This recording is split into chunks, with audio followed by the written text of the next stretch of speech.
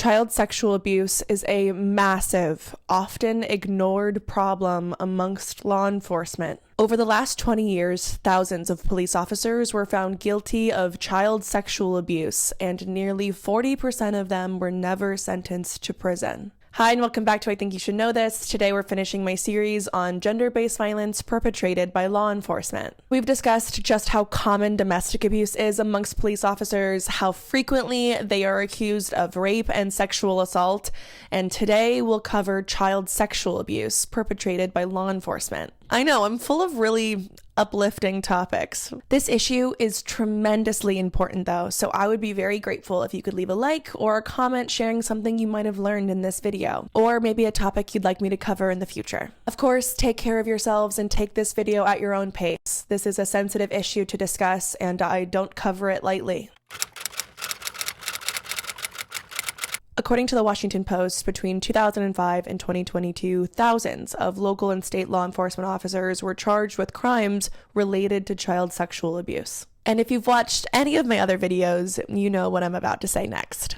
This statistic is only covering charges. This does not encompass the total amount of actual child sexual abuse perpetrated, or even the total amount of reports of child sexual abuse by police. To get an officer charged with a crime like this, the behavior has to be reported, the report has to be taken seriously and investigated, the police have to be willing to actually arrest the officer in question, and the local DA needs to be willing to press charges. And there are so many factors that can intercede at any point in that process to make it impossible to actually charge an officer with child sexual abuse. Police officers sexually abusing children is the worst form of betrayal. Children from a young age are taught to trust law enforcement, that these are the people in our communities to uphold the law and protect us. And while, of course, I believe that this characterization of the police is false,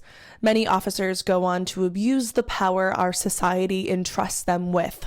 Children of all ages and all backgrounds have been targeted by the police. In West Virginia, an officer convinced a 17-year-old girl's stepmother to allow him to rape her for $100 on 2 separate occasions. In Louisiana, an officer groomed and raped a 14-year-old girl he met when he was dispatched to accompany her to a rape kit.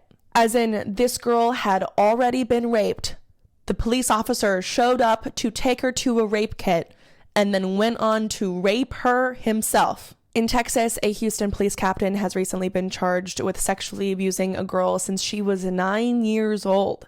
He is accused of having sexually assaulted her over 100 times over the course of several years. And in Pennsylvania, a police officer is accused of having sexually abused a 13-month-old baby. Possession of child sexual abuse material, or CSAM, is also incredibly common amongst law enforcement. This officer in Akron, Ohio was charged with 7 different felonies related to possessing CSAM, and he wore this unbelievable shirt to his arraignment. Wearing a DILF t-shirt to your arraignment on CSAM charges has got to be one of the most dumbfounding decisions I've ever seen documented. So how are cops getting access to children in this way? Well, of course, those who want to abuse children will take advantage of any connection they may have, whether that's family or friends or just the community at large. I would like to focus on 2 more specific ways that cops get regular access to children, particularly as school resource officers or through the Police Explorers program. School resource officers, or SROs, are full police officers with a local precinct who happen to just be stationed at a local school. In 2014, a national study found that school resource officers are significantly more likely to be arrested on sex crime charges than other police officers. And because their supervisors, aka other cops, are stationed elsewhere off-site, SROs are often able to do whatever they want with very little oversight. And though the presence of SROs is argued to be the protection of students, they are not doing a very good job. One study found that young girls were less likely to report feeling safe at school as compared to young boys, and there was no link between feeling safe and interacting with an SRO. A school resource officer in Pennsylvania was charged with rape, involuntary deviant sexual intercourse. Sorry, this is a long list of charges. Statutory sexual assault, official oppression, institutional sexual assault, and other offenses. Though the conduct is said to have started in 2009, he was only arrested in 2024. 15 years of manipulating and traumatizing the children he was tasked with protecting. In Kansas, a school resource officer sexually abused the children at his post and got a 15-year-old girl pregnant. And in Minnesota, nothing was done when a school resource officer was seen having a 7th grade boy straddle his lap. He would cover the windows of his office with paper and would go on to be convicted of the sexual abuse of multiple children. Cops also have access to children and young people through the Police Explorers program. These after-school programs are for children and young people who may have an interest in becoming a police officer one day. And hundreds of complaints of child sexual abuse have been filed against police officers through the Police Explorers program.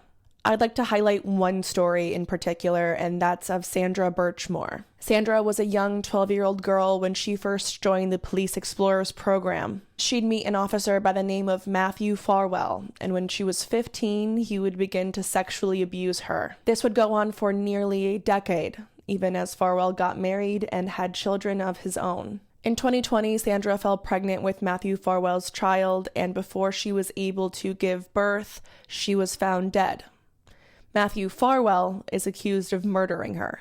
It's important to note that William Farwell, Matthew Farwell's brother, is also accused of having sexually abused Sandra since she was 15, as well as another officer in the Animal Control Department. This was a young woman who spent her entire adolescence being preyed upon by the very people tasked with protecting her. The criminal case against Matthew Farwell is still ongoing.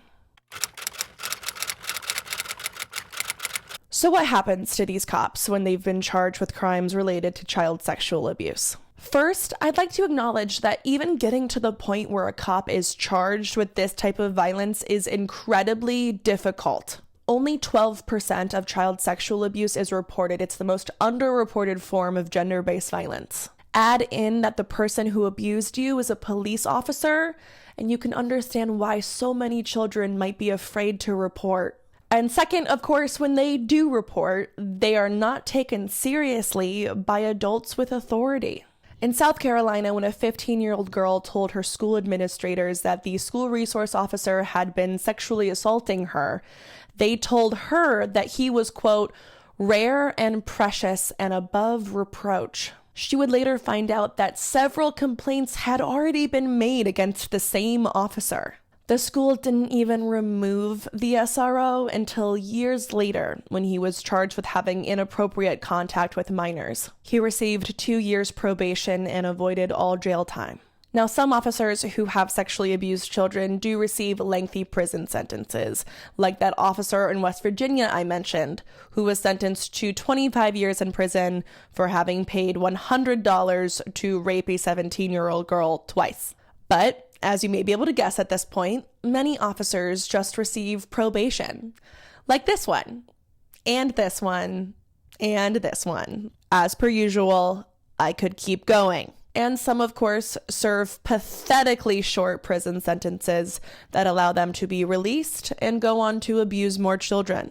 This officer served 2 years of his 6-year prison sentence for the statutory rape of a 15-year-old girl. Within 3 months of his release in 2020, he was charged with sexually abusing another child. He was convicted in 2023 and released a year later. Children are being betrayed in the most violating of ways by the very people we teach them will protect them. It is my hope that as a society that tries to say it cares about child welfare, that we will start taking the issue of child sexual abuse by police seriously. Thank you for watching. If you have any questions whatsoever about anything that I covered, please leave them in the comments below. And I'll be back next time with a slightly less devastating topic. Bye!